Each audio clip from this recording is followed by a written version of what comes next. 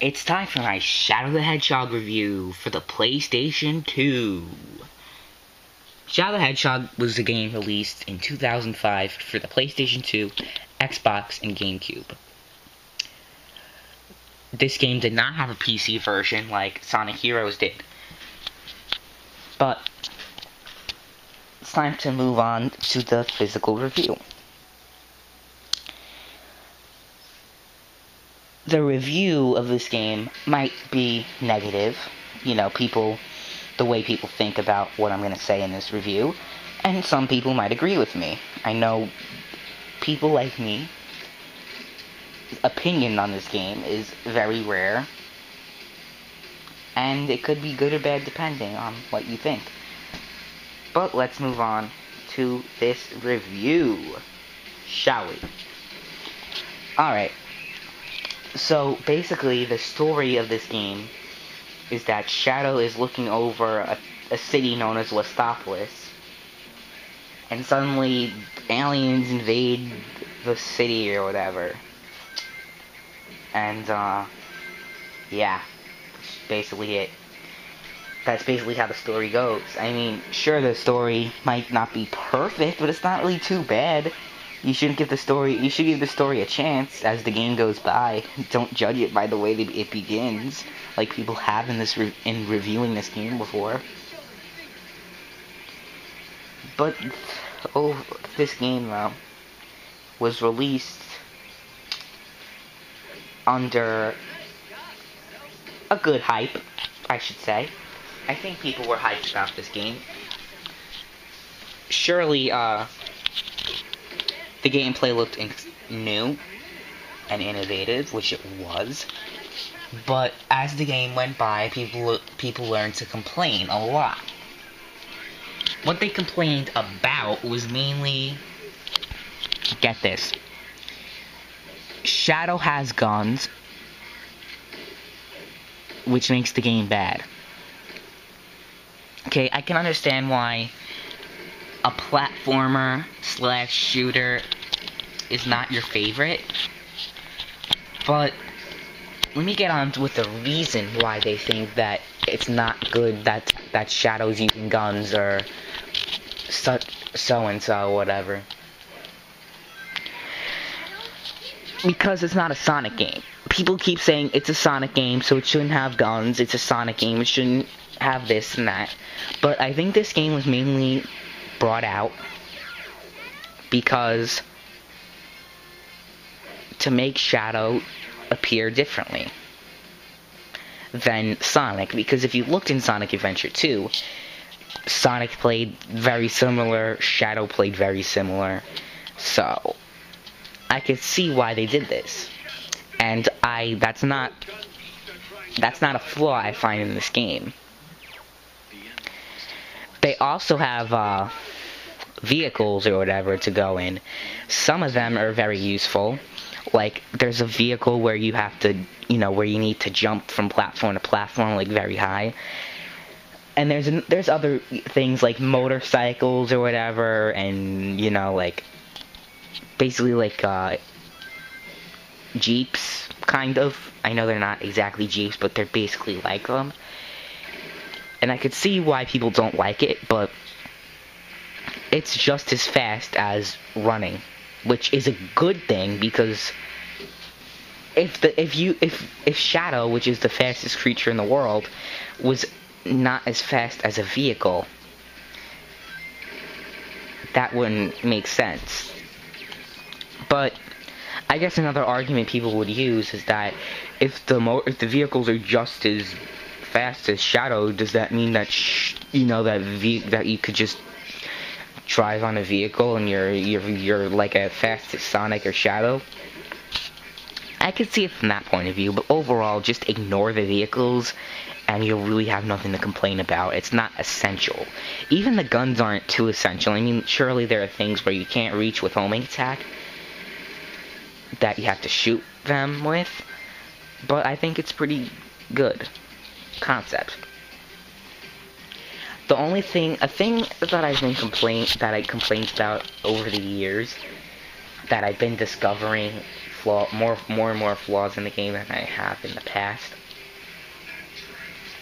is that Shadow the Hedgehog has this thing in the weapons system that swords or melee weapons have ammunition in them, which is not really too good in my opinion. It's pretty pointless.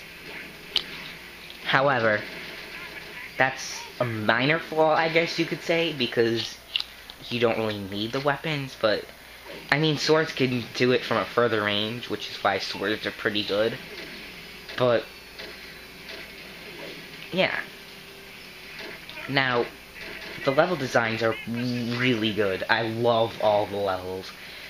The one where you're in outer space, when it's kind of like a technological feel, you know, like with, you know, where you find the computer room. But it's pretty good, the level designs. There's only one level that I absolutely hate, which I think pretty much everyone agrees with. The level you're in, it's not even a standard, you know, level where you're running around destroying enemies or whatever, you know, like a speed-based kind of level with guns and everything. It does have weapons, but it's like you're inside a ship with Maria, who's the one that Shadow wants to avenge or whatever, and I don't really like that. The level is, you have to walk around, you have to run around fighting enemies and going on a ship. You have to destroy all of them. You can't even, like, skip them. Every single one of them has to die or be destroyed, since they're technically robots, but it's just an awful layout, that level. I've always had nightmares beating that level, and I think when I beat the level, the timer, I think, was like 26 minutes, which is absurd with a Sonic-based game, or game of that genre, because it's not a Sonic game. But I've always found that to be a huge issue. That level can ruin your experience temporarily, but one bad level is, you know, it's not awful, but it's pretty bad. A lot of great games have one bad level in it, and the games itself turn out to be pretty damn good. But there's one more flaw I must discuss about this game. The overall design of, like, the overall story of the game is a train wreck at the, like, sure, I mean, the story, it doesn't seem too bad as it starts out, but since you have multiple paths to go through, they're like, you get to choose this, you get to choose that, but in reality, you don't. And this is why. You have, overall, it adds a lot of replay value, which is a good thing. However, you seem to be repeating at all the levels you already beat. Like, you're in Westopolis so many times, it's not even funny. Like, the first level, because you have to start off in the first level. But there's a neutral-based thing where you just go through the level. And there's the dark-based thing where you have to do the dark tasks, such as kill all the good guys. And there's another one where you have to kill all the bad guys as a good guy. And they branch it out as different stories, but it's overall not really, it's basically useless in my opinion, because they have one actual ending. So you have to go through all the fake stories just to find out what really happens. And I think that's unfair. I think that's a bad concept. But sometimes when the story is weak, you look at the gameplay. And the gameplay is good, like I've stated. The level designs is overall great. The soundtrack is pretty damn good too. And I think it's an overall good game. It's a good game. It's not a bad game at all, like everyone thinks it is. I don't think it's an amazing game like I used to think it was. And another minor annoyance is that no matter what side you're choosing, in the fake storylines, you have to fight both of them. Like, they both go after you. And you have them, your side complaining that you're killing, like, oh, you're killing the aliens or whatever, even though they're shooting at you. But that's another story. I mean, that's just, whatever. I mean, you just have to try to look past it. But as you fill up your chaos meter, you have good and you have bad. Like, the good is basically only essential for neutral based, where you just have to get through the level.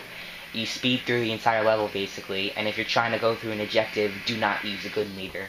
And the bad one is basically a chaos blast, where you basically blast through all of the nearby enemies, they all die. I think it's a good game, though, overall. Besides the flaws I discussed, there are a lot of pros. So overall, the game is worth an 82%. Sure, it's not great, and it's basically just a good game. But that's basically my opinion on the game. It's good. It's not bad at all. It's not great. But it's an overall good concept. And, you know, all those points were taken off, obviously, because of the, cons I discussed.